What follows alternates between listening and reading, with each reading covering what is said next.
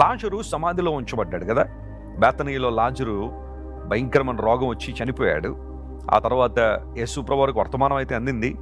4 రోజుల తర్వాత లాజరు బ్రతికించబడ్డం యోహాను సువార్త 11వ అధ్యాయంలో మనం చూస్తాం. యేసుక్రీస్తు ప్రభువారు తన గురించి తాను ప్రకటించుకుంటూ పునరుత్థానమును జీవమును నేనే అని ప్రభు చెప్పారు.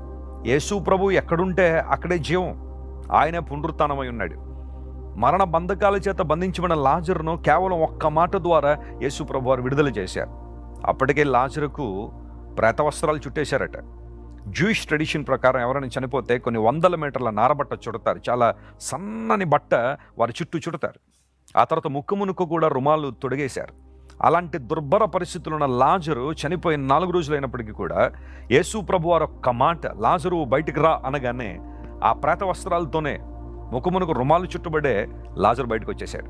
యేసు ప్రభు మాటలో ఉన్న శక్తి ఎంత గొప్పదో తెలుసా? ఓ దైవజనుడు అంటాడు, యేసు ప్రభు ఆ రోజున లాజరు అని పిలిచాడు కాబట్టి లాజరు ఒకడే వచ్చాడు, కానీ బయటికి రా అని ఉంటే ఎంతమంది వచ్చేద్దరు అన్నాడు ఆయన. అది నిజంగా ఆలోచించాల్సిన విషయమే. ఆయన మాటకి అంత శక్తి లేదా? ఖచ్చితంగా ఉంది. దేవుడు ఒక ఉద్దేశంతో లాజరును బయటికి తీసుకొచ్చారు. ఈరోజు బహుశా మన జీవితాల్లో కూడా మృతమైన అనుభవాలు, మృతమైన జీవితం, ఆనందం లేక, సంతోషం లేక, సమాధానం లేక, జీవితంలో నెమ్మది లేక, ఎందుకు బ్రతుకుతున్నామో తెలియని పరిస్థితుల్లో కనుక మనం ఉంటే యేసయ్య మాట మన బ్రతికించే మాట. Praise the Lord. నిన్ను బ్రతికించే మాట. వినగలిగే చెవి నీకుంటే, గ్రహించగలిగే మనసు నీకుంటే ప్రభు నీతో మాట్లాడడానికి ఎప్పుడు కూడా సంసిద్ధుడిగానే ఉన్నాడు.